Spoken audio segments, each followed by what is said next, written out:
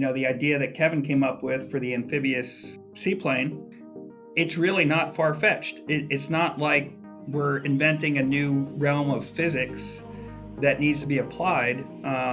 This is practical technology, practical engineering that will create a vehicle that will have lots of use, especially in uncrewed or unmanned cargo movement. Could you please tell us more about the two type of aircraft that you're building more in detail? Yeah, it's actually two of them. There's a runway to runway, so standard, familiar with aircraft. Now take the pilot and the passenger and put a 500-pound payload, and then make it uncrewed, and there you go. And now you have we call it the Piro or the LC, Land Cargo 500. And so that one is something I think you're very familiar with. So that one is kind of, once again, we believe the technology should already be here, but here comes the hard part. And then the seaplane, we call it the Spady. We believe that our aircraft could one day be used for disaster relief or rescue missions, and there isn't a place we won't be able to reach. So that's our vision. Places like island economies, island nations, where it's vital for them for not only survival but also to make sure that there are always enough supply of things like medical needs and food and all sorts of emergencies. So that's a very interesting use case. But how do you see the inception of the first use case of your aircraft? Right, the amphibious one, so well said on that.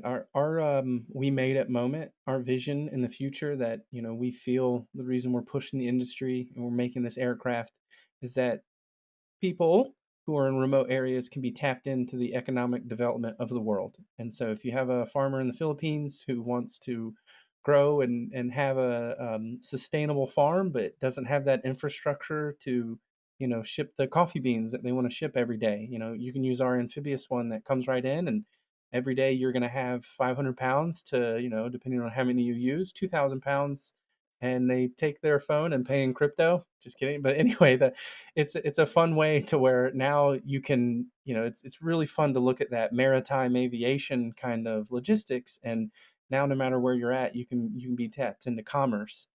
Short term, it's funny you mentioned that we're actually going to go national security and defense first. So there is going to be a need on the defense side for some amphibious contested logistics, and that can be used in rescue missions as well, and other civilian cases. But we're definitely focusing more on the defense route. Um, Very good. And how about the other aircraft that is the runway to runway? Yes, middle mile is the majority of the focus on that one, and Hmm. there's some cases where it might be a dirt runway. It is definitely rugged. And do I imagine it correctly that the companies like Amazon Air or DHL would be the potentially the fleet operators? Or there's a company I believe that's in your backyard called Dronamics, which they're already doing Okay.